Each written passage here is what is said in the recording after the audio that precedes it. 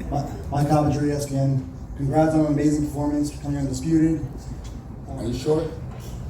Yeah, you gonna sure. share that list? Right. We love him. Don't worry about it. I love him. I love him. You love him. Hey, I was on you from the beginning. I know you remember that. So Go and ask your question. So first, you had the fight with Tony. You gotta get your shit together. You always hating on people and shit. You see, you gotta come back to me now. You gotta respect me now. You got no choice but to respect me now. Yeah. I did what I had to do. Yeah. Now what? Come on, trying to look back. He did see that. Come on. Yeah. Okay, All right, go ahead and ask your question. You always talk that shit. All right. So first fight with Tony Harrison. Close fight. I thought you won. And you come back and you knock him out. This time you knock out Castaño after a close fight. What does that say about your boxing IQ? You're making all these adjustments and getting knockouts after. I'm high on IQ then. I mean, it's like, that's what ESPN wanted to hear. I mean, our IQ is really high. It's great. I'm a clean fighter. I do everything. I try to not throw rabbit punches. I try to, use effective punches that matter in boxing, like my jab. And I use like strong punches, and I'm a very strong 154 pounder, and I've been at this weight for some years. So I'm trying to figure out, like, did y'all watch the first fight? A lot of those shots that Castaño was throwing, even in this fight, they were sliding off the gloves. I was blocking majority of those punches. It just sounds good because of the crowd is rapping. But when you're a fanboy and you can't even really, never been in the ring before, you are never can really understand what's really going on in there. Punches were slipped, punches were ducked, punches were blocked, and that's what Derrick James teaches. And I was durable. Jermell, Muhammad Mubarak with the Electronic Urban Report. We are a black publication. I write a column called Ringside Update, and I want to know, how do you feel about, at the end of this fight, the big crowd, the people behind it? You made it a great fight. You made it one of the greatest fights in history, and I want to tip my hat to you and leave it off. How do you feel now? I feel like I really accomplished something like very, very important, like very, very major, something that's gonna stand for a very long time. Just every time they think about, I feel like I made it to a Hall of Fame level. I know hating ass ESPN ain't gonna tell me to believe this, but I made it to a very, very strong, very, very strong pedestal in my career. You know what I'm saying? And so I believe that, like, I get to call the shots, I get to do what I do, and who knows what's next for me in boxing.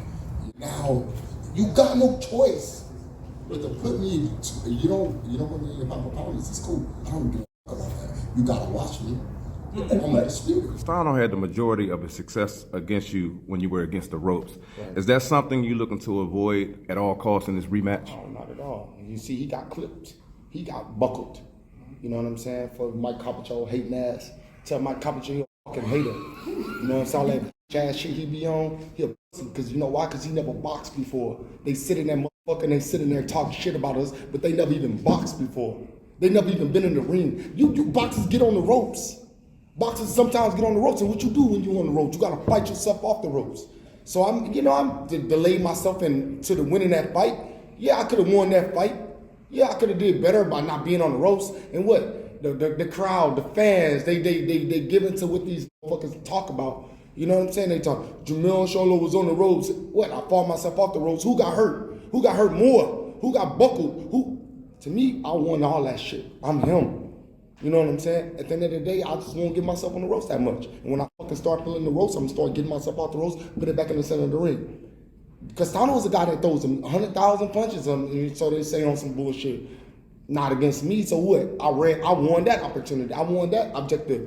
He didn't throw as many punches at me. Why? Because he did, he would have got hurt. The fight would have ended. Let him come in there charging me up like that again. I'm gonna come in there motherfucker and smash him.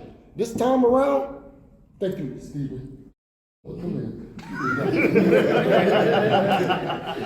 This is the president of Showtime. Why he keep bringing me back?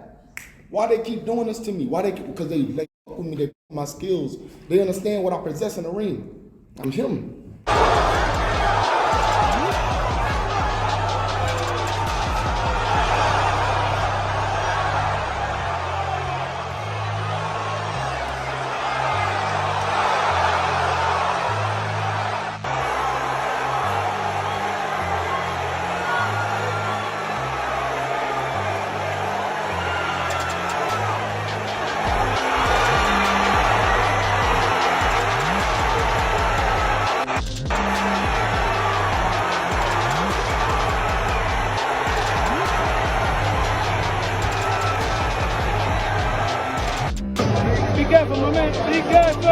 Okay, be careful.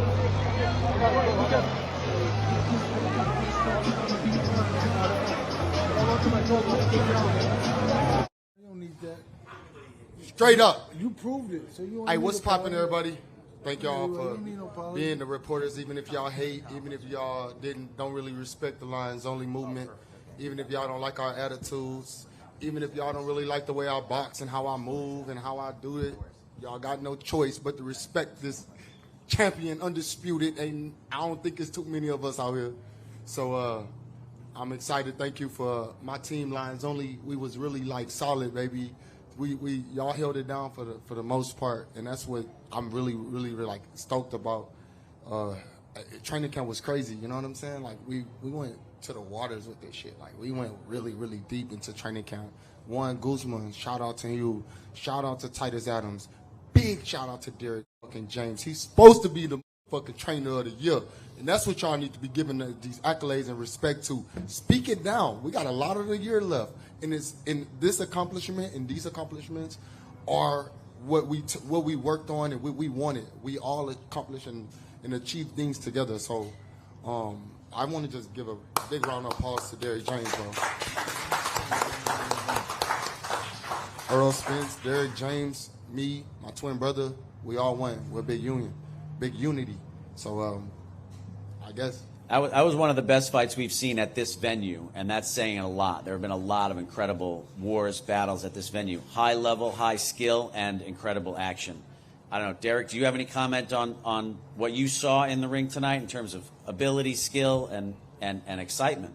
I think that I saw like 2 or 3 fights in one. You know what I mean? Like at the beginning it was a different type of fight. I think that in the middle it was a different kind of fight. Once he settled down, once he settled down and once he was able to settle down, I think it was like and even in the like mid to later rounds, I was like, settle down. I know you really want this shot, but you're throwing the shot too fast. When you ease into it, he's going to walk right into it. And the 1-2s, even in camp, I kept saying the 1-2, that's what's going to catch him.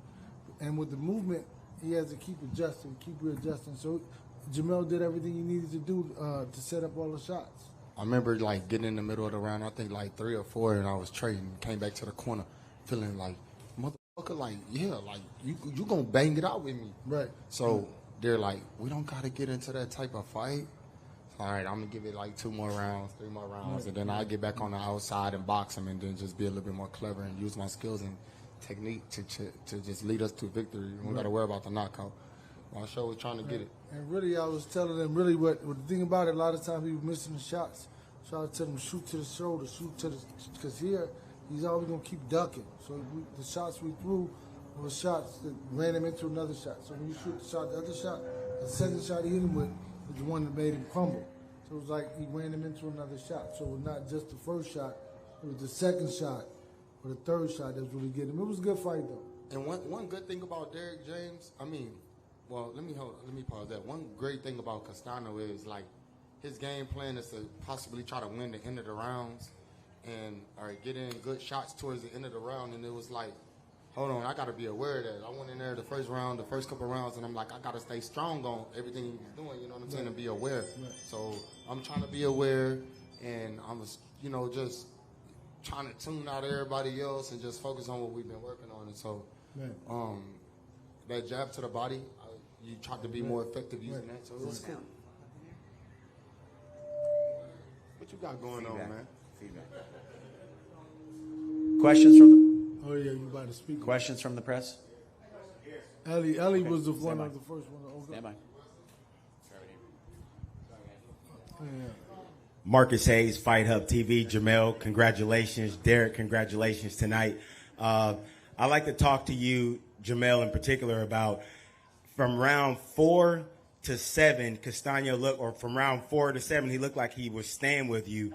And all of a sudden, in round 7, you seem to have raised your level. What was it in round 7 that made you separate from him and start to make him be flat-footed? Like in boxing, sometimes you could realize that you don't gotta like how you knock people out, and sometimes it's like, okay, he pushing the action, but he kind of respecting my power. So it's like, hold on, I ain't gotta move that much. So from that point on, that's when I started realizing, oh man, I ain't finna do all of this extra shit. Like, come on here and run into a shot, and I just kept on trying to set that up, and that's how it happened. He was breaking him down, to be honest. That's what it was. Correct. He was breaking him down. That's just the Charlo way of breaking somebody down. Breaking him down. Was this your best performance, would you say? I say yeah, because I showed the fans, I showed these haters that I could sit there and bang and trade. I can get hit with shots. I'm a fighter. I'm a boxer. You know what I'm saying? So I think by far I came in really in shape. I weigh 152. You know, that haven't happened almost my whole time of being at 154. So, and I ain't done yet. I'm still growing and learning and making mistakes, and I can learn from this fight, learn from the last previous fights. So this is a rally right now. So I'm on my shit. Like, you know what I'm saying? I'm tough to beat because of the fact that I got some power, some speed. I got good movement. I can set up shots and place them when I want to. And so I'm trying to be great. Jermell, Sean Zattel, Fight Hype, congrats, man. Great performance. What were, and Derrick, you could tell us too if that's okay, what were the adjustments from fight 1 to fight 2 that let you get the knockout? And was this, you know, in terms of studying styles, was this a really good fight for young fighters to study being a boxer puncher? Yeah, I think the fact that I thought, you know, one thing that we tried to change up was like try not to be on the ropes too much. And I know everybody wanted, that's one of the main things. And, you know, shoot some uppercuts from you know, different angles, throw punches that he don't see. And that's what we did. You know, play shots at really, really precise points of the body and just wear him down. Right, and really, like, the goal really was, like, for Jermell to be able to create the punches that he wanted to throw. And he was able to create the punches he wanted to throw with his foot movement. Because Castaño had to keep resetting, and he opens himself up for the other shots when he was just ready. And it all, like, everything, the punches that he landed to knock him out was, like, over time. Because, like, knockouts don't really, you might catch a guy, like Mike Tyson, right? But Jermell's situation was different because he was breaking him down, and he created those shots he wanted to shoot. And like I said, we shooting these short shots. That's what really caught him, was a short shot, and it was the delayed reaction, I believe. It took him out. Jermell, Mike Coppinger, ESPN. Congrats on an amazing performance, becoming undisputed. Are you sure? Yeah, you gonna change that list? We love him. Don't worry about the I list. love him. I don't love him. You love him. I was on you from the beginning. You remember? I know you remember that. So That's my man. Go and ask your question. So first, you know, you had the fight with Tony. You gotta get your shit together. You always hating on people and shit. You see, you gotta come back to me now. You gotta respect me now. You got no choice but to respect me now. Yeah, I did what I had to do. Yeah. Now what? Oh, trying to look bad. He did see that. Come on. Yeah. All right, wait. Go ahead and answer your question. Answer your question. All right. So first fight with Tony Harrison. You know, close fight. I thought you won, and you come back and you knock him out. This time you knock out Castaño after a close fight. What does that say about your boxing IQ? That you're making all these adjustments and getting knockouts after? I'm high on IQ then. I mean, it's like, that's what ESPN wanted to hear. I mean, my IQ is really high and great. I'm a clean fighter. I do everything. I try to not throw rabbit punches. I try to, you know, use effective punches that matter in boxing, like my jab. And I use, like, strong punches. And I'm a very strong 154-pounder. And I've been at this weight for some years. So I'm trying to figure out, like, did y'all watch the first fight? A lot of those shots that Castaño was throwing, even in this fight, you know, they were sliding off the gloves. I was blocking majority of those punches. It just sounds good because of the crowd is rallying. But when you're a fanboy and you can't even really never been in the ring before, you will never fucking really understand what's really going on in there. Punches were slipped, punches were ducked, punches were blocked. And that's what Derrick James teaches. And I was durable. I was going all 12. Unfortunately, my power gets stronger by the rounds. How about that?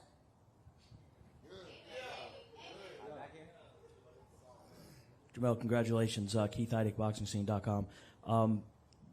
Will it be hard for you now, after performing at this elite level and accomplishing everything that you wanted to go and make mandatory defenses that are going to cost you a lot of money and sanctioning fees for defending all 4 titles? Well, I have a great management team.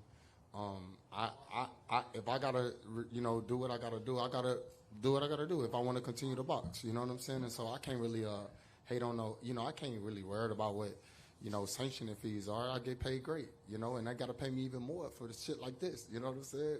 I made history tonight. I became the undisputed champion at 154. Nobody has ever been the undisputed champion at 154 with 4-belt era, plus I'm African American. Let's go. I represent my people. For the ones that don't really believe that, shout out my mom, I heard you. Jermell, Mohammed Mubarak with the Electronic Urban Report. We are a black publication. I write a column called Ringside Update, and I want to know, how do you feel about, at the end of this fight, the big crowd, the people behind it? You made it a great fight. You made it one of the greatest fights in history, and I want to tip my hat to you and leave it off. How do you feel now? I feel like I really accomplished something like very, very important, that very, very major, something that's gonna stand for a very long time. Just every time they think about, I feel like I made it to a Hall of Fame level. As I know, hating ass ESPN ain't gonna tell me to believe this, but I made it to a very, very strong, very, very strong pedestal in my career. You know what I'm saying? And so I believe that, like, I get to call the shots, I get to do what I do, and who knows what's next for me in boxing. You know what I'm saying? I listen to my coach. We're going to stick to the game plan, stay back in the training, because we know we got mandatories, bro. When you become the top tier like this, you got, for all these sanctionings, everybody #1, everybody want a shot at the title, and it's looking good. But I'm busy. They got to fight each other. I'm busy. Thank you for putting on a great performance. Good. James Bell of the Boxing Source here. Back in April, when we were talking about this fight, you said that you were going to knock him out, but also, have the patience from round 1 to round 12 to, try to work towards it. How is it to kind of like actually execute that, and then in round 10 finally getting it, and then being named the undisputed super welterweight champion of the world? Like I said earlier, it feels great, you know what I'm saying? And I did what I had to do. I stood strong in the, process of breaking him down. I didn't fold. I know he was coming, and I just kept letting him come. And eventually he would just, not beat us. So that's it. You know what I'm saying? I did what I had to do. Congratulations. What's up, Ellie? I'm good. Your face looks clean. A little bit. Got a little busted lip and shit. What was Earl Spence telling you during the fight? Because he got up between each round. He was lit. Like not in a bad way. Like that. He was. When you can hear somebody and you knows. Yeah, there he go right there. It's my dog. Yeah, Earl Spence is a fucking aggressive body shot throwing animal. So that one thing he would go to the body. He definitely. I definitely heard a bunch of that. It was just like him and listening to my twin brother, and just listening to everybody that I could really represent. Just man, I recall everything almost like, and it's crazy, and I'm just like. Standing there, just boxing, just stay there. Don't worry about what's going on. You know what I'm saying? All them drums, where they at? Where the drums at now? Yeah, I don't hear them drums beating. They boo me a little bit. This ain't my city. They try to act like the San Antonio and Texas, and they use all of that other BS. Now, you got no choice but to put me. You don't put me on your pound list. It's cool. I don't give a fuck about that. You gotta watch me. I'm undisputed. Second half of the question. Nobody knows how hard you worked from the last fight to now. Tell us how hard and how inspirational it is for other fighters who want to accomplish something big. Up and coming fighters, all you have to do is just really tune into your body. Learn your body, know yourself, enjoy who you are, love who you are, put God first, and just when it hurt, really push yourself to the next level. And it's every time, every day, it's gonna be hard. It's even hard for us sometimes. It's hard to get sparring partners. Everybody want a big check. We just want to work, baby. So you got to use the top dogs in the top tier. Now, shout out to all my people that helped me get to this level. I'm thankful. All right, just 2 more. You sure? It's a lot of it. All 2 right, more. good. I'm undisputed, baby. 4 more. Yeah, go ahead. Hi, Jermell. How's it going? Duncan McKenzie-McCarg here from Fox Sports Australia. Congratulations, amazing achievement. I'm not sure if you were aware though, but Tim Tszyu was at the fight tonight watching you. full respect from me, so just don't shoot the messenger here, but pre-fight he said he expected you to win, but also said that you're a little bit soft and that you don't bring the pressure. Can I get your response to that? And what do you make of Tim as a fighter? And would you like to fight him, Jermell? Well, I saw him his last fight. He should be quiet. He really Didn't he didn't get look. dropped? He didn't really look. So I don't really watch a lot of boxing. But just so happened I did see him, and he didn't look so great. So I mean, there's nothing to answer. Nothing to answer. He didn't look so great the last time. He should work on his own situation. He said stylistically he'd match up well against you, Jermell. You got any thoughts on that? Yeah. Hey, it's different heat over here in America, baby. Right, yeah, It's different heat in America. How much Tim Tszyu, whatever his fucking name is, how much they got? How much money they got? Don't worry about it. You don't. I answered that. Yeah. Would you take a fight against Tim? Fuck you and Tim, because you changed the mic. Like, stop asking me questions, dude. All right, I think we have one more question Clown in the back. ass joke. Go ahead. We need more. This is it. What's up? It feels fucking amazing. You know why, bro? Because I could count back on who had that IBF belt before you, and you moved up, and you was like, everybody in our own lane, and I fucking love Texas, dog. We got Earl Smith at 47, me at 54, my brother at 60. We fucking trio. We fucking the Bash Brothers. The motherfucking Bash Brothers. And he gonna get that title next, I'm telling you. And the money gonna keep going up, and we gonna feed our family. So how do I feel? Fucking amazing. Amazing. All right. Can we get you guys to stand up and get a picture of the two of you? And then I'm going to ask Errol Spence and Jermell to come up and just do a picture of the four of you guys, please, together. Historic night.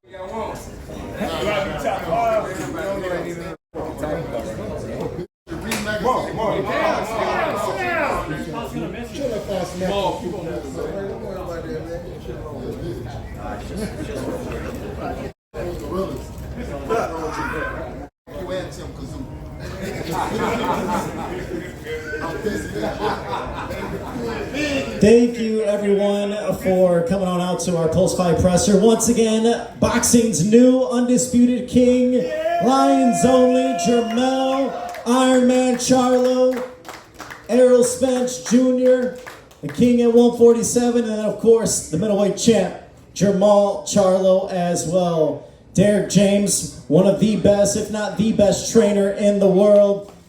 I mean, what a performance, what fights that we had here, man, at the War Grounds. Possibly the best fight.